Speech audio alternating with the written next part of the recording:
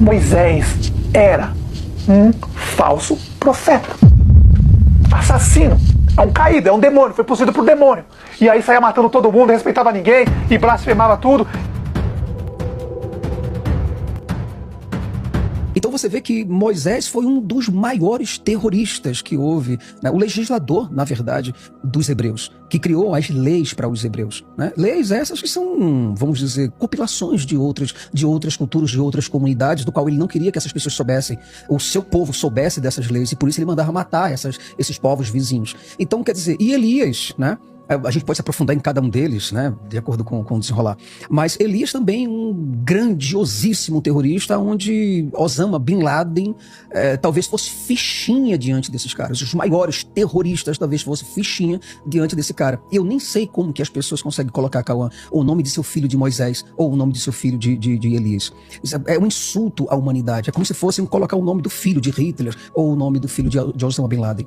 Caramba, cara, mas essa é uma afirmação bem forte, né? Ela tem que ser forte. Ela precisa ser forte. Para que as pessoas possam ouvir saber, de fato, de verdade, quem foi Moisés. Porque muitas pessoas olham as partes muito fofas de Moisés e acham que Moisés foi um homem de Deus. O interessante de tudo é que grandes terroristas, para o mundo social, eles são terroristas. Eles são as piores pessoas do mundo. São pessoas da pior índole, mas o cara, quando se torna religioso, é um cara que fala com Deus, mas praticando coisas tão horrorosas, tão bárbaras e tão cruentas quanto qualquer outro psicopata. Tá, vamos com calma então, cara. Tá, vamos lá.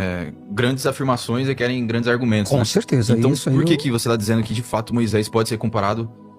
Quais são, o que sustenta essa sua afirmação? Que ele pode ser comparado com realmente um terrorista?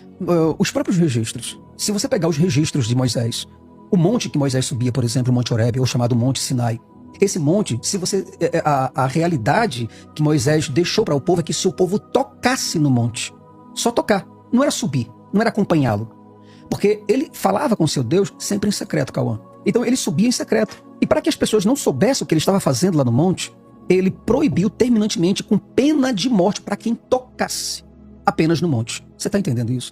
Então, quer dizer, e sem contar que não é uma coisinha, fichinha dessa, não. Eu tô falando de um cara que mandava matar pai, mãe, irmãos, irmãs, tua esposa, teu esposo, ou... Com qual finalidade? Com a finalidade de destruir pessoas, caso essas pessoas convidassem você para ir para uma outra religião, que não fosse a religião dele, que não fosse para o Deus dele. Não havia democracia alguma, nenhuma, nada de liberdade para as pessoas. Elas não podiam olhar para a esquerda, nem olhar para a direita, porque tudo era pena de morte ou era ameaça. Ele desenvolveu sistemas onde as pessoas não podiam de maneira nenhuma cultuar outros deuses. Você acha que um cara, por exemplo, que manda os seus invadirem cidades para acabar com as religiões dos outros, para destruir os altares dessas pessoas, isso tudo estão todas elas registradas no Antigo Testamento, principalmente nos 5 primeiros livros da Bíblia, Gênesis, Levítico, Números e Deuteronômio. Então, quer dizer, quando você pega em Josué, que é um dos maiores terroristas, foi o sucessor de Moisés, aí é que a coisa fica pior ainda, fica mais violenta, fica mais agressiva, porque o que Moisés fez foi apenas um prelúdio do que ele queria fazer, entende? Ele queria dominar o mundo todo. Ele falou em Deuteronômio capítulo 2, versículo 2 e 3, se eu não me falha a memória, ele falou, a partir de hoje, eu vou levar o terror e o temor a todas as nações da terra, e todos saberão que o Senhor é o único Deus. Então, quer dizer, a ideia dele era massificar, certo? Era doutrinar as pessoas, submeter todo o mundo, certo, aos seus caprichos, aos caprichos dos seus deuses. E isso que eu tô falando para você não é coisa que eu só falo, muitas pessoas que leem Bíblia sabem disso. Você entende, Cauê? Então, assim, quando você vê um cara comprando escravos, legalizando escravidão, apoiando uma coisa e outra, você percebe que isso não é um Deus que está por trás dele, mas ele é o próprio Deus. Ele é o cara que está por trás disso, dizendo louve a Deus, adorem a Deus, traga ofertas para Deus, vai lá, assalte tudo, acabe com tudo, destrua as crianças, acabe, não tenha piedade de ninguém.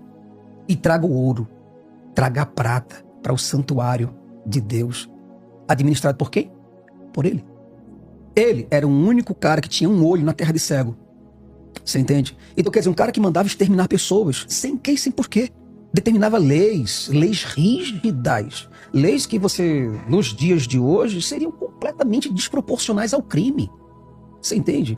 Não tem comparação de nós pegarmos, por exemplo, a nossa justiça atual, compararmos com a justiça do Deus de Moisés.